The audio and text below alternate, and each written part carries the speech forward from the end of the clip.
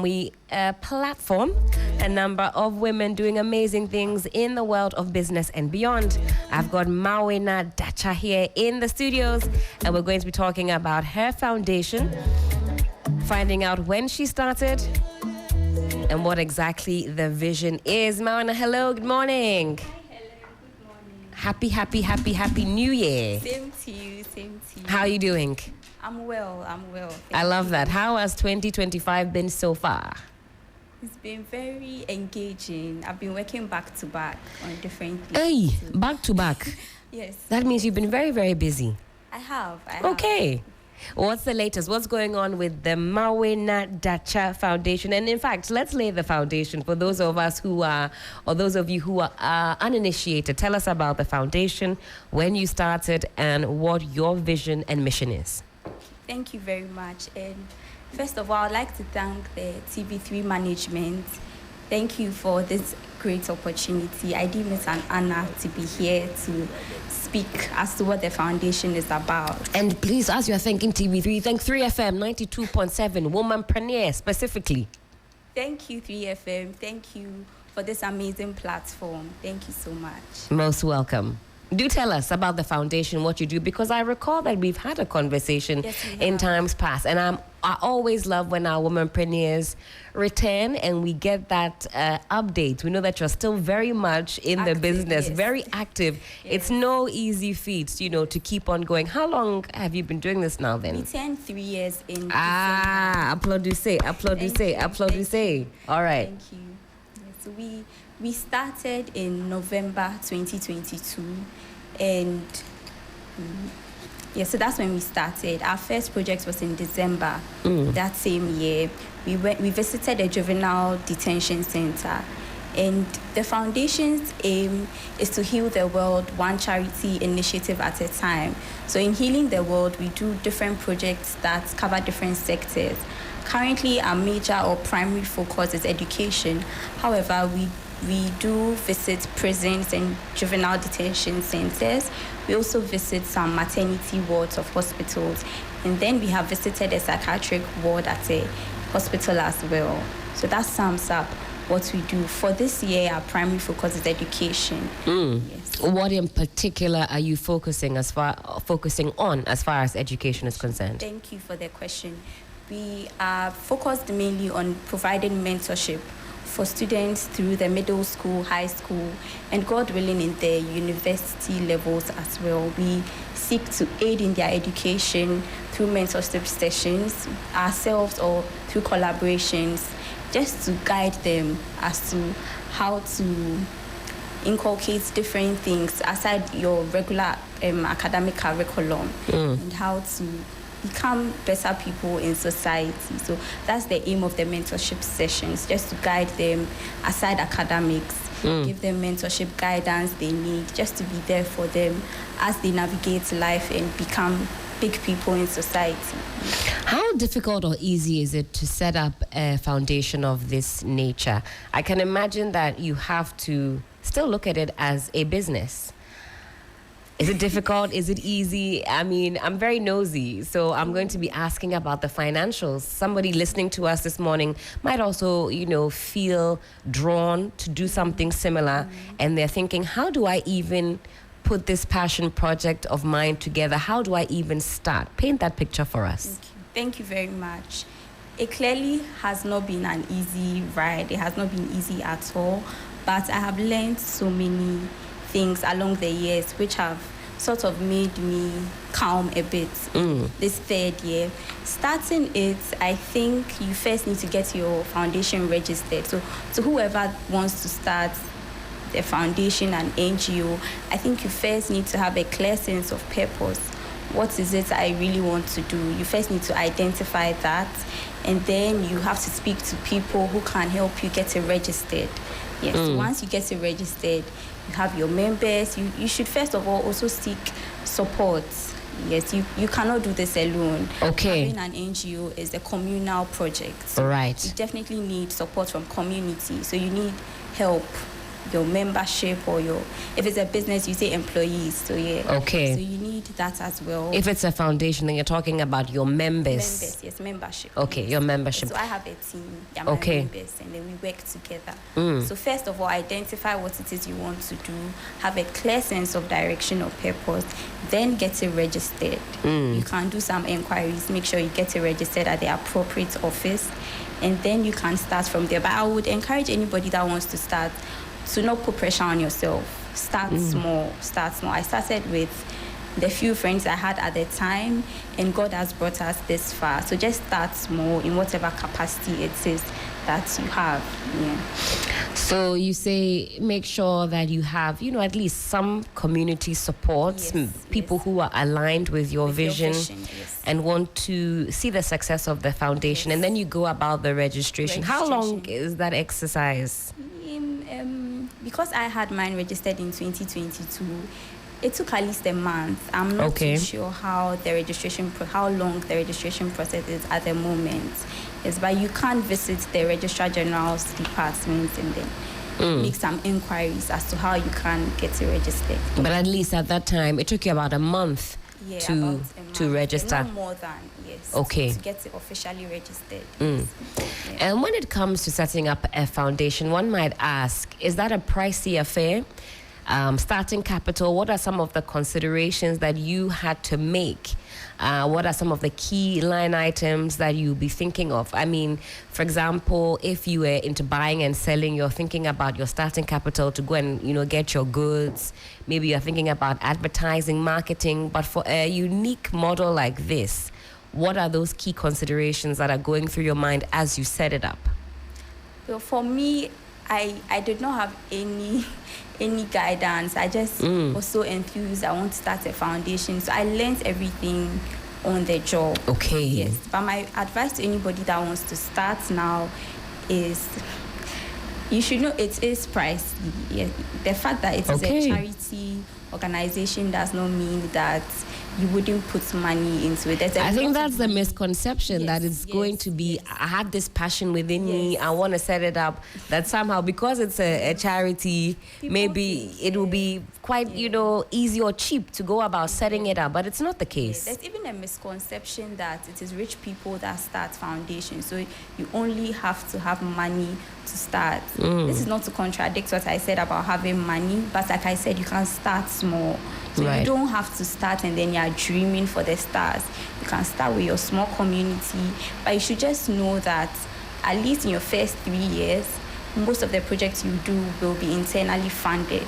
So either by yourself, your friends, your loved ones, anybody that you work with, you would put together your resources, and then, but if you are lucky or if you are blessed enough, you can have people who would like to collaborate with you, people who would sponsor you. But at least for the first year, it is mostly internally funded. So I wouldn't say that you should aim for very big projects. You can just start with smaller projects where you can handle the finances quite well. And so when you kick things off, I believe you mentioned prisons. Was that the first? We visited a juvenile detention center. Why was that on your heart? Why that specific place? Thank you very much. So I don't think I introduced myself properly, but I'm a student at the Ghana School of Law. So I'm on my way to becoming a lawyer. So I do have certain passions for abused children, victims of domestic violence, trafficked children, etc. So we did some research, and then we came across this detention center. I visited it, and I was so touched by the stories shared by some of the children. Their matron took me through what they have been through, and I also realized that the detention center caters to some of the children on remand. So these are people who have committed crimes but are juveniles. So I think that before they come out or before they are released from their detention, they also need some guidance before they are released back into society. So I realized we shouldn't just abandon them. We can let them know they are loved, they are supported, whatever crime it is they committed. There's so much redemption when they come back into society, and we are there to support them. So that's why I chose that place for a start. Okay. Because of my passion for law, the abused children, and then. Now, Council, I'm preparing you, for the future. You'll be hearing that a lot. When it came to garnering support for this cause, how did you go about it? I'm sure for that project and projects after, you're going beyond your membership to seek that support. Yes. How do you go about doing so? And give us some practical, advice for those also who are embarking on a journey similar to yours. Similar to mine. Okay, thank you very much. Funding that particular project was, like I said earlier, internal. But if you would love support from others, if you have membership or if you have few friends, you can share with them and let them know the cost involved.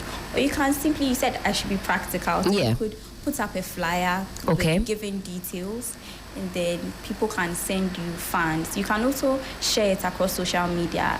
We are so grateful for the gift of social media in our current generation. So you could make use of that, tell your story, set up an Instagram page, Facebook, set up a website. Just let the world know who you are, what you do. It can be on your WhatsApp status. You can just let people know you're going here at this time and you need some support. So practically speaking, use your social media. Tell your story. Let people know that you need the help, you need the funding. Or you can just simply talk to your uncles, your parents, anybody you think would be glad to help. Now, how well have you been able to then, utilize social media?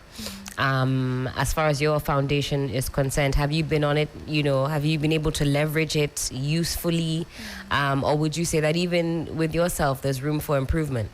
There's always room for improvement. Right. Let me just start by saying that there's always room for improvement. But I believe in the 3 years that we have been running, we have done an amazing job at building our social media, from the very first project to even seeing the number of followers we've been able to amass in this 3rd year, the views on our various posts, and then setting up a website. Right. I think we've done a great job at promoting our works on social media. There's definitely more room for improvement, and we are working on that. But for now, I can proudly say that we've done an amazing work on social media, and it has helped. Actually, it has helped me.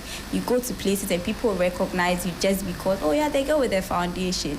They might or might not know your name, but because of the work you do, they see your face and they align it with what you do. So I think that's the advantage of social media use here. Now, issues about accountability when it comes to NGOs, foundations, charities, I know it's one that can be a bit of a sticky subject. How do you ensure, shall I say, proper bookkeeping and accountability so that, the monies that are donated or the support that is donated is, clearly accounted for? By this, do you mean internally or to the public? Internally, what are the processes that help you, manage the resource inflow? And then I suppose externally, who are the stakeholders who would be looking to see, how the resources are put to use? If there are external stakeholders who you account to as well, what does that look like? Okay, for now, we do not have external stakeholders, but with the use of social media, we always revert back to posting as, we received this amount, or through the funding we received or your contributions, this is what we were able to do with the monies received. Internally, we do have a structure. So like I said, I have a membership, I have a secretary, I have different executive members that see to certain things. So the structure is quite well done. Okay. And I always make sure to inform my membership of the amounts received. So we have a project coming up next week. Okay. And we are raising or gathering resources to put that together.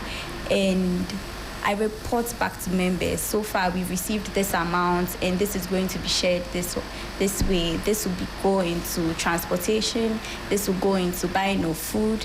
This will go into buying of the sanitary pads for the children. So you just let them know.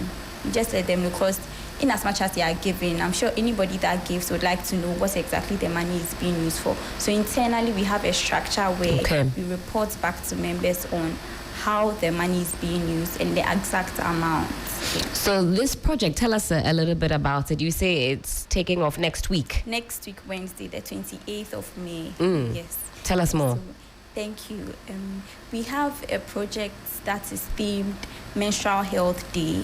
This is an annual celebration that is done to sensitize young children on good menstrual hygiene practices. So we have taken on this initiative, and we do it every year. So we've done it for the past 2 years, and this will be our third one. We go to different schools, and then we organize a talk with the use of a nurse. So thankfully, some of my members are in the medical field. Okay. They take up this project, so they have a talk with the students, especially the girls, and just to show them how to properly manage yourself during your menstruation period. And we also debunk myths that surround the whole menstruation agenda. And sometimes we even involve their classmates who are boys, because you have sisters, you have a mother. So That's right. It's just great to know how to handle a woman or your sister when she's in her menstruation. Don't laugh at her, talk to her kindly. If she's raising her voice, know that it's just that time of the month. And I like this project because over the years, there have been so many questions from the students.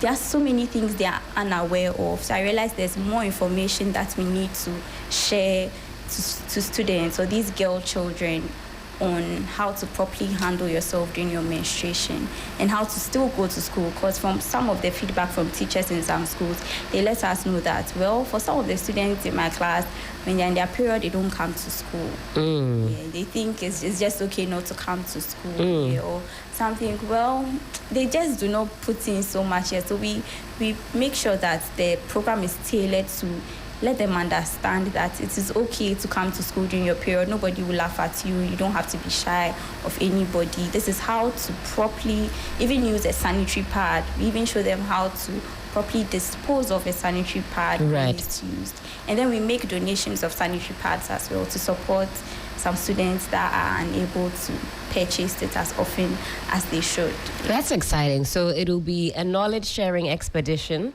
and then of course you'll be making some donations. So this is next Wednesday, 28th May. What schools are you going to be going to? This year we are going to one school. The name of the school is Floba School. It's located in Adenta. Okay. It's located in Adenta. So next week, off the back of Menstrual Hygiene Day, that is the task that you've taken up. And what about the rest of the year? What does the Mawuena Datsa Foundation have in store? So we are planning bigger projects tailored at education. We are still doing more research to find needy schools in different parts of the country and how we can help these schools. So the rest of the year is tailored for education projects, and we are still doing research, gathering schools that are in need of support, either textbook-wise or even infrastructure-wise. So any way we can help, we do intend on helping these various schools that are in need. So that's what we have planned for the rest of the year. Absolutely. Well, we're wishing you all the very best, Mawuena. Thank you so for much.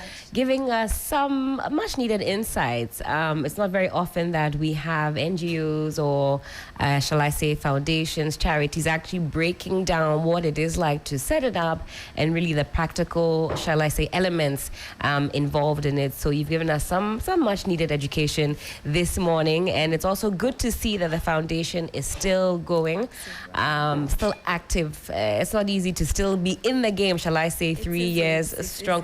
What would you say are some of the biggest challenges as we wrap up on this conversation? Thank you. I would say funding. Funding has been one of our major challenges. What we do at Mawuena Datsa Foundation serves a purpose that is bigger than ourselves, bigger than myself, bigger than the membership. And making an impact in society is very costly. There's so many things that are put together. Before one project is done, you just know there's been so much money that has gone in, so much time, so much effort. So that has been one of the major challenges, gathering funds from people, enough funds to see the ideas that we have implement in full bloom. Sometimes you have an idea, you get enough funding to see it come to an okay execution, but sometimes the idea is greater than what you're able to execute. So the major challenge is funding that is able to align with the actual idea we have, see it come into full bloom. Yes, so I think funding. And as a law student, it gets overwhelming. You're balancing, studies and running the foundation. Sometimes you have to be in class. Sometimes you have assignments. Sometimes you even have examinations, and you still have to be committed, show face for your foundation. That's one of the challenges here. Well, we hope that these challenges will be mitigated as the year progresses. Mawuena, always a pleasure to speak with you. Ayuko, for all of your hard work. And next week, Wednesday, of course, May 28th, Menstrual Hygiene Day, the Mawuena Datsa Foundation has something in store. How do we find you on social media? So we are everywhere. We are on Twitter, we are on TikTok, we are on Instagram, we have a website. Okay. So Mawuena Datsa Foundation. Our website is mawuenadachafoundation.org. And you can send us a message via email, mawuenadachafoundation@gmail.com. And if you would like to give us a call, if you would like to support us monetary, the number is 054-254-9787. 054-254-9787. So we are on all social media at Mawuena Datsa Foundation.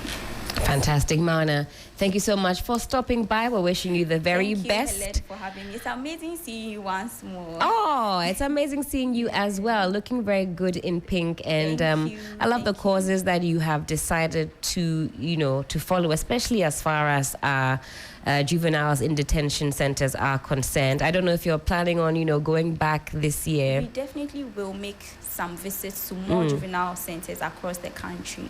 Yes. At least to let our young ones know that there is life after detention. Yes, so it's a good cause. Mawuena, enjoy the rest of your day, and I'm sure we'll be getting an update on what the foundation has been up to. Thank you so much. Thank you as well.